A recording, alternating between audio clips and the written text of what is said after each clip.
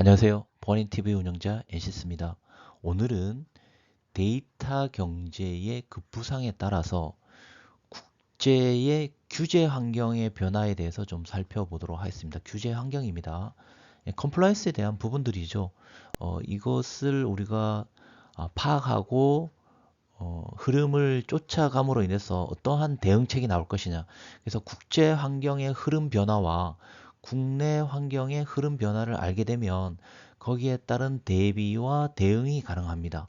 그래서 이런 우리 흐름을 아는 것이 굉장히 중요하죠. 자, 그럼 첫 번째 GDPR에 대한 내용입니다.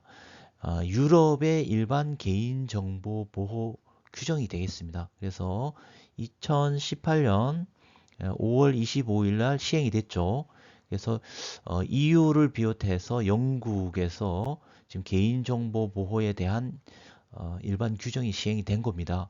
그래서 이것은 무슨 말이냐면 그 전까지는 2018년 5월 25일 전까지는 어떤 하나의 디렉션, 어떤 지침 정도만 있습니다. 개인정보에 대한 지침 정도만 돼서 이 지침에 따라서 너희들 각 나라의 국내법에 맞춰서 좀 참고해서 해라.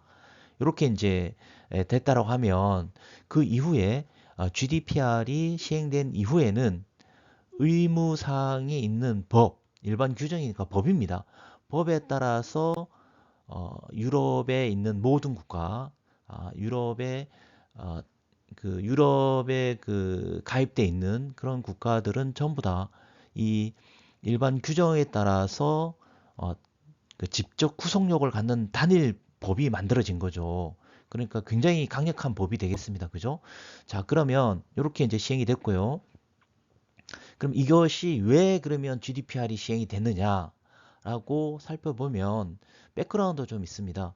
자, 글로벌한 기업들의 대부분 플랫폼 사업자들은 어디에 있습니까? 돈을 벌어가는 곳은 어디에 있습니까? 예, 그렇죠. 미국에 있습니다. 그죠?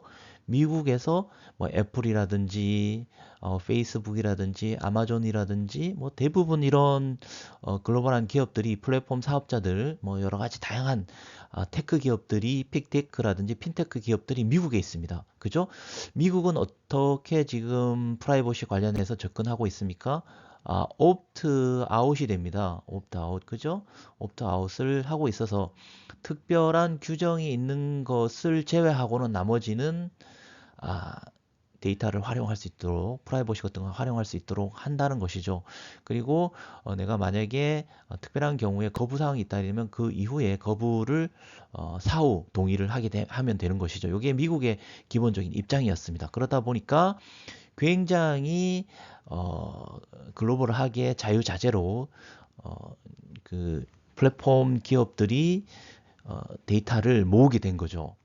그렇다 보니까 결국은 GDPR은 뭐냐면 자국민들에 대한 보호입니다. 자국민들에 대한 보호. 결국은 GDPR 유럽에 있는 어, 유럽 국민들에 대한 정보들이 어디로 됩니까? 미국으로 넘어가게 되는 것이죠. 그럼 이것을 방어하기 위한 뭔가 관련 규정이 있어야 되는 거죠. 지침이나 규정이 있어야 되는 겁니다. 그래서 GDPR을 시행을 해서 결국은 자국민들을 보호하기 위해서 강력한 개인정보 보호 일반 규정을 유럽에서 직접 직접 구속력을 갖는 단일 법안이 이렇게 만들어진 것입니다. 그래서 GDPR이 된 거고요. 여기에서는 어, 전 세계 매출에 만약 위반하게 되면 뭐 여러 가지 세부적인 규정이 있겠습니다만 최대 그 벌칙이나 이런 것이 전 세계 매출액의 어, 4% 이내 또는 어, 2천만 유로, 2천만 유로, 유로 중에서 어, 어떤 것이 더 큰 것인지에 대해서 과징금을 부과하도록 이렇게 돼 있습니다. 굉장히 큰 겁니다. 그래서 최근에 메타, 구글 이런 데가 지금 계속 과징금에 관련돼 있는 벌금을 지금 부과되고 있습니다. 자, 이런 가운데서 미국도 가만히 있을 수가 없는 거죠. 유럽에서 이렇게 치고 나오니까 물론 요 사이에는 여러 가지 뭐 유럽과 미국의 미국에 보이지 않는 여러 가지 규정들이 있었습니다. 있었고 뭐 법안들이 왔다 갔다 했는데 좀 공식적으로 드러나는 이런 부분들은 이런 큰 형태로 되어 있습니다. 그래서 일반적으로 캘리포니아주에서 소비자 프라이버시법이라는 CCPA가 시행이 됐습니다. 그래서 주별로 미국은 주별로 이렇게 개인정보 프라이버시에 관련돼 있는 부분들이 시행이 됐고요. 그러다 보니까 일반적으로 이제 여기서 또 CPRA가 지금 현재 2023년 1월에 지금 시행이 됐습니다. 시행이 됐고 그래서 이제 점점 프라이버시에 관련돼 있는 규정들이 좀 규제가 강화되는 형태로 돼 있고요. 그 다음에 이제 미국 연방에서 이렇게 요거는 해당 주에 해당되는 미국은 52개 주로 이렇게 돼 있고 이런 주들이 모여서 이제 연방으로 돼 있죠. 돼 있는데 여기 미국 연방 개인정보보호법이 이제 22년 6월에 발의가 돼 있는 상태입니다. 발의가. 그래서 일반법으로서의 어떤 프라이버시에 관련되는 민간에 대한 이런 부분들은 없기 때문에 ADPPA라고 이런 식으로 지금 마련이 발의가 되어 있습니다. 그렇다 보니까 이런 부분들에 대해서 유럽을 견제하기 위해서는 뭐가 됩니까?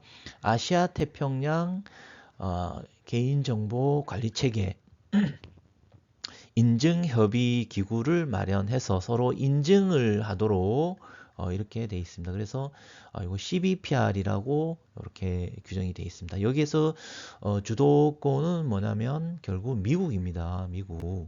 미국이 주도권을 가지고 있습니다. 미국에서 아시아 태평양에서 이 부분을 또 연합하게 되는 것이죠.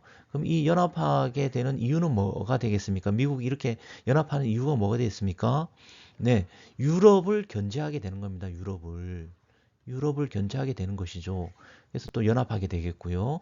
이런 형태로 있었을 때에 지금 여기서 미국과 유럽과 그 다음에 중국과 일본, 그 다음에 여기서 한국 이런 형태로 우리가 살펴볼 필요들이 있는 것이죠. 그래서 미국과 유럽, 그 다음에 미국과 다시 중국과의 또 여러 가지 데이터 관련된 문제들, 그리고 아시아 쪽에서 일본과 한국, 뭐 여기서 베트남, 뭐 지금 신흥국 개발도상국에 대한 이런 인도네시아, 뭐 이런 쪽에 부분들이 또 관련돼 있는 규정들이 있고요. 그러다 보니까 결국은 어떻게 됩니까? 여기에서 한국도 이런 글로벌한 데이터 관련돼 있는 규제 환경을 쫓아가야 되는 것이죠. 그러다 보니까 2020년 8월 5일에 데이터 3법이 이제 개정이 됐습니다. 데이터 3법. 관련돼 있는 이런 부분들이 진행이 돼 있기 때문에 우리가 전반적인 데이터 관련돼 있는 글로벌한 규제 환경들이 변화돼 있다.